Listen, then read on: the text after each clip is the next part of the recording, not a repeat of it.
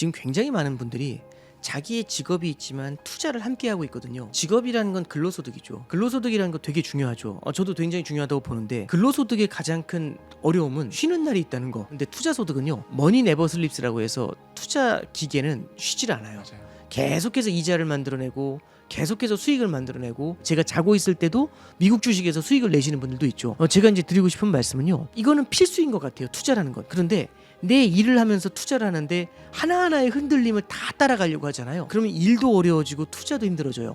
일에서도 저는 경쟁이 더 치열해질 거라고 보는데 투자에서의 경쟁도 너무 치열하잖아요. 그럼 우리는 어떻게 하면 좋을까?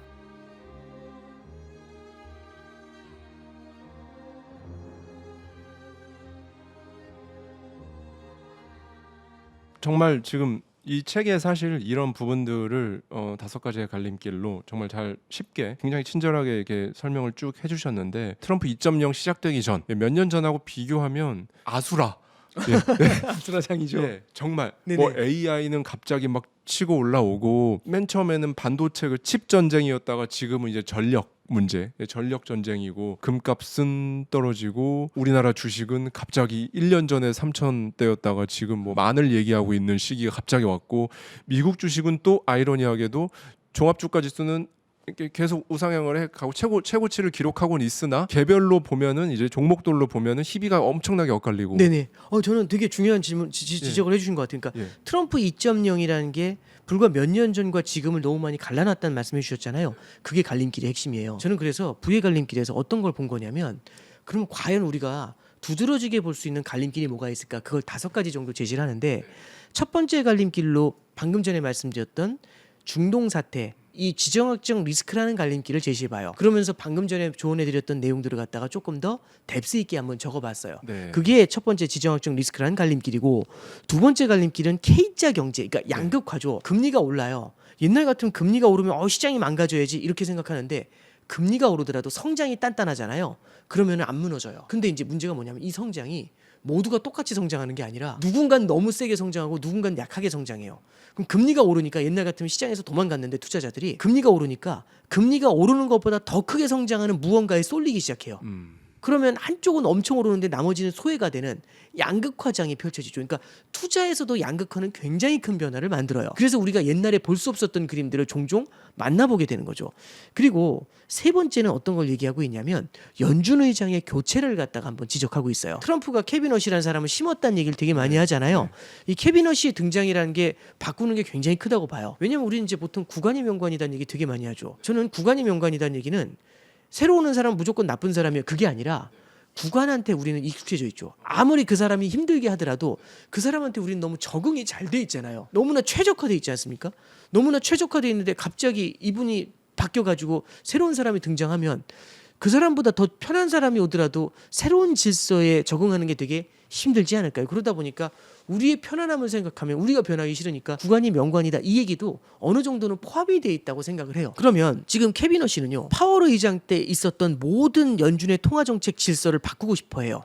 그래서 5가지 TF를 만들어서 5가지 영역에서 변화를 주고 싶어 하거든요. 그럼 굉장히 큰 변화예요. 그게 연말까지 이어질 거라고 해요. 그래서 어떻게 변화를 할지를 연말까지 알려주겠대요. 그러면 그 이후에는 기존의 질서에서 큰 변화가 나타나지 않을까요?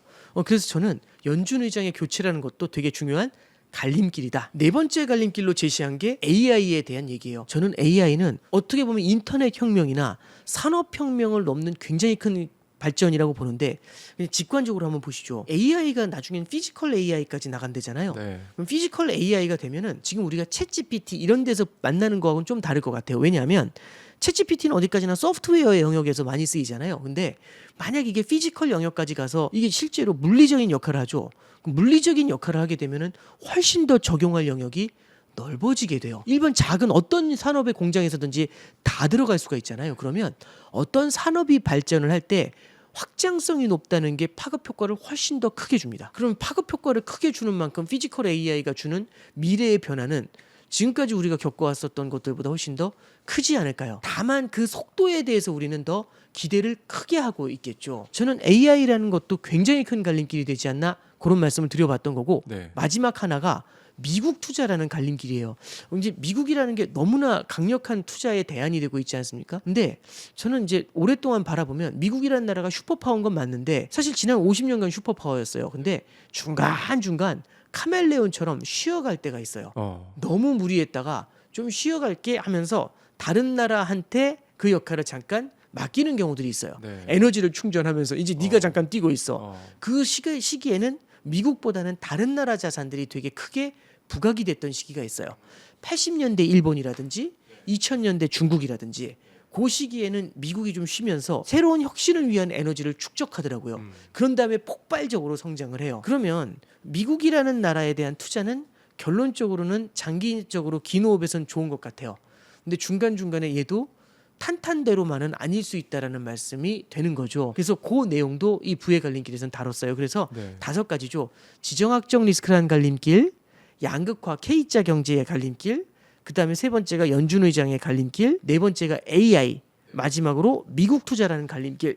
요 5가지에 대한 얘기를 한번 이렇게 담아봤고 그게 지금 시기에 향후 미래 10년 후를 고민해 볼 수 있는 굉장히 중요한 갈림길이 되지 않나 짚어봤습니다. 지금 사실상 우리가 가장 고민스러운 그리고 일상에서 스마트폰만 들여다봐도 TV만 봐도 바로바로 느낄 수 있는 지점들에 대해서 그 갈림길에서 내가 어떤 생각을 가지고 어떤 액션을 하는 게 현명한 투자자일까 혹은 행동일까라는 부분에 대해서 이 책에 이해하기 쉽게 써주셨고 그걸 또 오늘 저자직강으로 이렇게 또 알기 쉽게 얘기를 해주셨는데 아까 10년 뒤를 말씀하셨잖아요. 정말 말도 안 되는 속도로 갈 것 같은 게 샘 알트먼이나 일론 머스크나 젠슨 왕이나 모두가 다 예측하는 시기는 다르지만 그걸 10년 뒤라고 보면 그때는 이제 초지능이 등장할 거라고 하거든요. 초지능은 전 세계에 있는 80억의 모든 인구의 지능을 합쳐도 그거보다 훨씬 뛰어난 수준의 지능이 등장을 하는 뭐 양자 컴퓨터 얘기도 있고요. 뭐 그렇게 된다고 하고 아까 피지컬 AI도 말씀해 주셨고 그럼 아마 10년 뒤는 대략 예상하기로 웬만한 힘이 드는 것들은 이제 가정에서든 산업에서든 이제 피지컬 AI들이 많은 역할을 할 것이고 그다음에 뭐 이제 소프트웨어적으로는 이제 더 이상 뭐 초지능이 어느 정도일지 감은 안 오지만 그런 시기가 등장을 한다고 하는데 그럼에도 불구하고 왜 아마존의 제프 베이조스가 항상 강조하는 게 있잖아요. 죽어도 절대 변하지 않을 것 그거를 찾는 것이 중요하다. 본인은 정작 이 변화하는 시대에 엄청 잘 적응해 오면서 맨 처음에 그냥 책만 팔다가 지금은 거대 물류 클라우드 기업이 이렇게 됐는데 근데 정작 중요한 건 절대 변하지 않을 것이 무엇인가 생각해 볼 필요가 있다라는 그런 말을 했거든요. 저는 이 책을 읽으면서 그런 부분도 생각을 하게 되더라고요. 이 갈림길이라는 게 분명히 10년 뒤에는 우리가 상상도 못할 만큼 정말 다른 일상을 누리고 있을 텐데 지금까지 50년 변화한 것보다 훨씬 빠를 텐데 생활 양식의 변화가 그런데 그럼에도 불구하고 정말 10년 뒤까지 봤을 때도 여전히 계속 중요한 건 무엇인가 그 핵심을 말씀하고 계신 게 아닌가라는 생각이 많이 들었어요. 네네. 저는 절대적으로 공감하는 말씀이고요. 네. 물론 제프 베이조스가 가장 변하지 않을 게 뭔가를 이제 바라보는 건 사람마다 다 다른 것 같아요. 일단 첫 번째는요. 저는 이제 이 말씀에 대해서는 개인적으로 공감하는 부분도 있지만 어쩌면 우리가 생각하는 것보다 쉽지 않을 수 있다는 생각도 드는 부분이 있어요. 예를 들어서 어떤 게 있냐면 미래에는 사람들이 다 편한 세상이 올 것이다. 왜 로봇가 다 할 거니까. 근데 한번 잠깐 생각해 보면은 미래에는 그러면 사람들이 과연 공부 아무것도 안 해도 될까? 사실 생각해 보면은 20년 전, 30년 전보다 지금의 입시가 훨씬 힘들어졌어요. 왜냐하면 입시에 접근해서 공부하는 건 훨씬 쉬워졌거든요. 왜냐하면 1타 강사의 인강이 바로바로 나와요. 저도 그 인강 보면서 느끼는 게 뭐냐면 이런 거 알았으면 나 하버드 갔다 이런 생각 들었거든요. 근데 문제가 뭐냐면 모두가 그 인강을 봐요. 그러면 훨씬 더 시험의 난이도가 높아져야 변별력을 만들 수 있지 않을까요?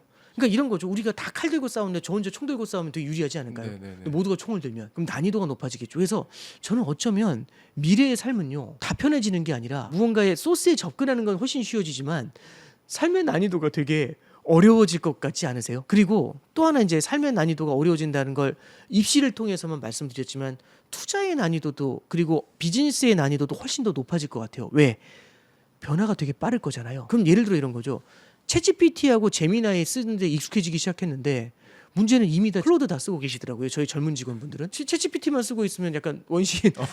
요즘 이제 너무 빠르잖아요. 맞아요. 그러면 저 하나 여쭤볼게요. 챗GPT만 쓰면 나중에 거기서만 계속 머물러 있을까 아니면 바뀌게 될까? 저는 그것도 바뀔 거라고 봐요.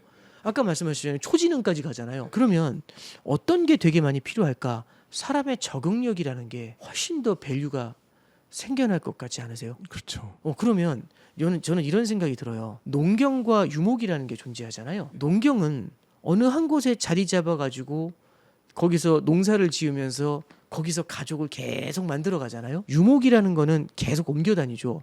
유목민을 보면은 환경이 되게 척박하고 계절의 변화도 되게 크고 그러니까 어쩔 수 없이 유목을 하는 거 아닌가요? 말 끌고 다니면서 야 여기 풀 있다 여기서 먹자 여기서 한 뭐 몇 개월 머물러야겠네 이게 유목민이잖아요. 미래에는 개개인이 어떻게 바뀔까? 하나의 산업에 계속 천착해 있을 수 있을까? 저는 미래에는 모두가 유목민이 되는 그래야 살아남지 않을까요? 무언가 그때도 제가 그냥 지금 하고 있는 것에만 머물러서 천착해 있으면 굉장히 빠르게 도태되지 않을까요? 그러면 적응력이 굉장히 빠른 사람은 굉장히 강한 경쟁력을 얻게 되고 그러지 않은 사람은 굉장히 힘들어지는 아까 0.3 대 99.7 말씀해 주셨잖아요. 그 숫자도 더 벌어질 것 같지 않아요? 그러면 저는 이런 것 같아요. 자본주의 경제에서 과학기술이 발달하잖아요. 모두가 행복해지는 사회, 풍요로워지는 사회는 맞을지 모르겠는데 그 내에서의 양극화는요. 더 확산이 될 것 같아요. 전 너무나 예, 지금 단장님 말씀에 공감되는 부분이요. 단장님도 느끼시겠지만 10년 전하고 지금하고 투자하시는 분들의 기본 투자 지식이라고 해야 될까? 거시경제에 대한 이해도 이게 엄청나게 높아졌습니다. 근데 이제 10년 뒤에는 아마 지금 단장님 정도의 수준을 어느 정도 가지고 있어야 게임도 안 되겠죠. 그나마 예. 팔로잉을 할 수 있을 것 같아요. 예. 그때의 흐름을. 진짜 엄청날 것 같아요. 난이도가 높아진다는 네네. 것도요. 그리고 기존에는 리더라고 해서 뭐 회사의 뭐 회장, 대표, 임원진들만 헤드들만 의사 결정을 하고 큰 그림을 보고 이렇게만 하면 됐거든요. 굉장히 극소수겠죠. 예. 근데 10년 뒤에는 모두가 그 자리에 있는 AI라는 직원들을 데리고 그 자리에 있어야만 거기에서 부가가치를 창출하고 살아남을 수 있게 되는 거고 그게 아니라면 그냥 말씀하신 대로 정말 난이도 높은 모두가 총을 가지고 있는 그 난사가 네네. 펼쳐지는 거기에서 네. 살아남아야 되니까. 이번에 러시아 우크라이나 전쟁 보니까 우크라이나의 드론 떼가요 러시아를 힘들게 하더라고요. 네. 그리고 이란의 드론 떼가 미국에 있는 그 패트리어트 미사일들의 소진을 되게 빠르게 하더라고요. 저는 그런 생각이 들어요. 지금 우리가 대기업이 되게 중요하잖아요. 근데 미래에는 1인 기업들이 되게 많이 생겨나지 않을까요? 비유가 적절할지 모르겠지만 그 1인 기업들은 하나의 드론이 될 수 있고요. 큰 기업은 러시아가 될 수도 있지 않나요? 그럼 미래에는요. 그 1인 기업들이 굉장히 많은 틈새를 파고들 수가 있는 것 같아요. 그러면 미래에는 1인 기업들이 만들어내는 유목의 세상 이게 비즈니스 환경을 되게 크게 바꾸지 않을까요? 그런 것도 하나의 갈림길일 것 같고 그런 데서 빠르게 적응해 나가는 사람들의 부가 더 커지잖아요. 일론 머스크가 그런 얘기를 해요. 미래에는 모두가 풍족한 세상이 온다. 그런데 저는 되게 아이러니한 건 전 세계에서 처음으로 조만장자가 된 사람이 일론 머스크잖아요. 미래에는 그러면 일론 머스크의 부가 전부 다 다른 사람들하고 나눠질까? 저는 그러지 않고 더 그런 혁신하는 사람들의 부가 더 크게 쏠리지 않을까? 그런 생각 같이 좀 해보게 됩니다. 네. 신간 부의 갈림길을 이제 읽어 보실 독자분들은 투자나 재테크 혹은 자신의 어떤 선택, 커리어든 사업이든 부업이든 뭐가 됐든 정말 아수라인 이 지금 2026년에서 뭔가를 고민하는 분들이 이 책을 아마 이제 찾게 될 텐데요. 역대 최고치로 금리 차가 벌어지고 이제는 뭐 1,560원, 70원이 가도 그렇게 엄청나게 막 패닉이 오는 그런 상황도 아니에요. 이제 막 그런 상황에 우리나라는 근본적으로 에너지에 대해서 다시 생각해봐야 되는 그런 상황에 AI라는 또 흐름까지 그리고 또 안보 문제는 우리나라에게 항상 따라붙는 거고 뭐 이런 상황에서 지금 현재 고민하시는 투자자분들께 개인 차원에서 어떻게 하는 게 좋지 않을까요? 라고 이 책의 저자로서 한 말씀 해주시면 좋을 것 같습니다. 저는 그런 생각이 좀 들어요. 지금 굉장히 많은 분들이 자기의 직업이 있지만 투자를 함께 하고 있거든요. 직업이라는 건 근로소득이죠. 근로소득이라는 거 되게 중요하죠. 저도 굉장히 중요하다고 보는데 그 다음에 이제 투자를 통해서 벌어들이는 게 투자소득이지 않습니까? 근로소득의 가장 큰 어려움은 쉬는 날이 있다는 거.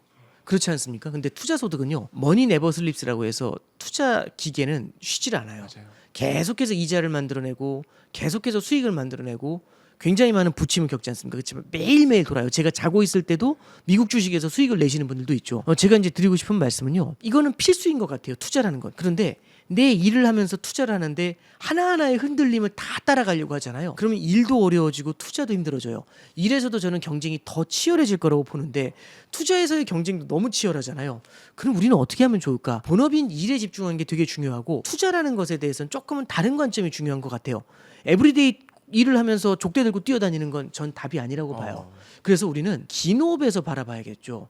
긴 호흡에서 바라볼 땐 그냥 어항로라고 이게 중요한 게 아니죠. 저처럼 이렇게 물살이 센 데다가 어항 놓으면 한 마리도 안 들어와요. 그럼 우리는 뭘 봐야 되냐면 어디다 놓으면 좋을 것 같은지를 고민할 수 있어야 되겠죠. 그런 굉장히 키포인트가 되는 데를 우리가 찾아가지고 거기에 놓고서 우리 스스로를 마인드 컨트롤하면서 기다리는 게 되게 중요해요. 어떤 믿음이 있냐면 이 마늘만 먹으면 사람이 될 수 있다는 믿음. 그게 곰과 호랑이의 차이잖아요. 근데 저는 90%의 사람이 호랑이라고 생각해요. 뛰어나가 버리지 않습니까? 근데 결국에는 곰은 사람이 되지 않습니까? 그래서 저는 드리고 싶은 말씀이 결국에 우리는 본업에 충실하면서 결국에는 투자를 같이 병행해야 되는데 그때는 어떤 방식으로 투자하는 게 좋은가? 하루하루의 움직임을 보면서 우와 지금이 저가 이제 이런 것들만 너무 따지지 마시고 그런 것들 조금씩은 고민해 보셔도 되지만 긴 호흡에서 포트폴리오를 짜서 가져가시는 거 이게 가장 중요한 소스가 될 거라고 보고요. 그런 긴 호흡에서는 어떻게 대응해야 되는데 제가 이제 지금 이번 방송에서 말씀드렸지만 이 부의 갈림길에서 굉장히 중요한 포인트들 몇 가지를 좀 짚어드렸죠. 네. 그런 것들을 한번 좀 숙지하시면서 접근해 보시면 좋지 않나 예, 그렇게 조언해드리겠습니다. 네. 오늘도 변함없이 또 이렇게 어마어마한 인사이트로 좋은 내용을 말씀해주신 오건영 단장님. 긴 시간 동안 너무 감사드립니다. 저희 둘이 나눈 대화는요 이 책에 굉장히 빙산의 일부분만 다루고 있습니다. 그래서 이 내용을 좀 더 깊이 있게 좀 나의 결정에 2026년이라는 이 갈림길에서 AI도 이거를 어떻게 쓰느냐, 소비자로 가느냐 아니면 이거를 이용하는 사람이 되느냐, 이게 나중에 지나가 보면 2026년이 갈림길이었을 것이다라는 얘기를 제가 같이 들었었거든요. 근데 딱 부의 갈림길 이 책을 내셔가지고 한번 읽어보시면 훨씬 더 여러분들이 지금 고민하시는 것들에 대한 솔루션을 스스로 얻을 수 있게 도와주는 가장 좋은 경제서가 아닐까라는 생각이 듭니다. 단장님 너무 고생 많으셨습니다. 네, 감사합니다. 감사합니다. 네, 고맙습니다.